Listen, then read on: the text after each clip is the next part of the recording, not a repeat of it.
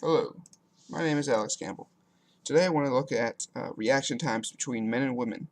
We're going to be doing a study today, or looking at a study today, between non-active against active adults and their reaction times to a stimulus. This was a controlled test carried out by the University of Virginia, and these are the results. And I'd like to go through them as we start here with the baselines.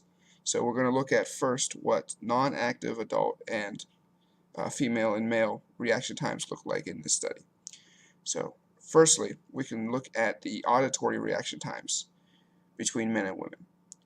As you can see on this chart, men and women seem to have close to the same audio reaction times to a stimulus.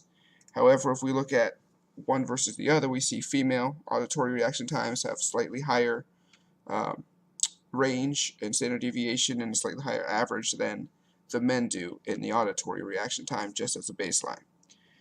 Looking at visual reaction time, however, we can see a greater difference between men and women.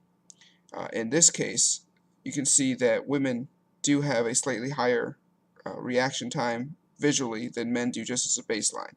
So that means that men can have just slightly faster reactions than women do in visual stimulations, just as a baseline going forward. However, the real root of this video is to show the difference between non-active and active adults.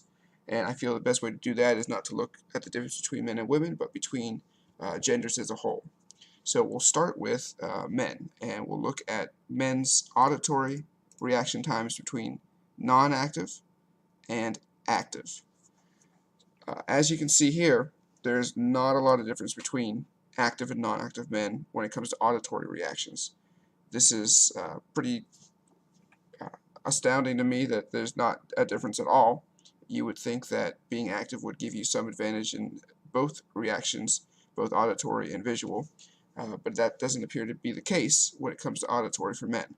However, looking at visual reactions for men, you can see that while there is a lot of noise for the active men who have done this study, the overall average for men at this stage who are active and have visual reaction times is slightly lower than it is for just the men who are non-active.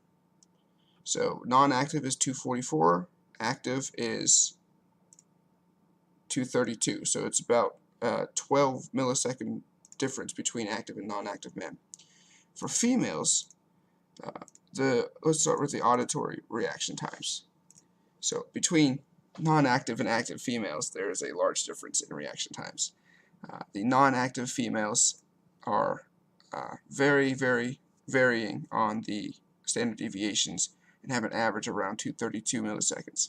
However, when you look at the active females, they have a very tight cluster and a very small range of reaction times, and their average is around 226. Again, you're seeing about a 12 millisecond difference between reaction times between non-active and active females. However, this is the auditory portion, so it's pretty surprising that that difference is there. Looking at visually, there's also the same pattern, where the active females have a much lower and much tighter average for reaction times than the non-active females do. So this was my insight into an interesting study I found, and I hope you enjoyed it. Thank you.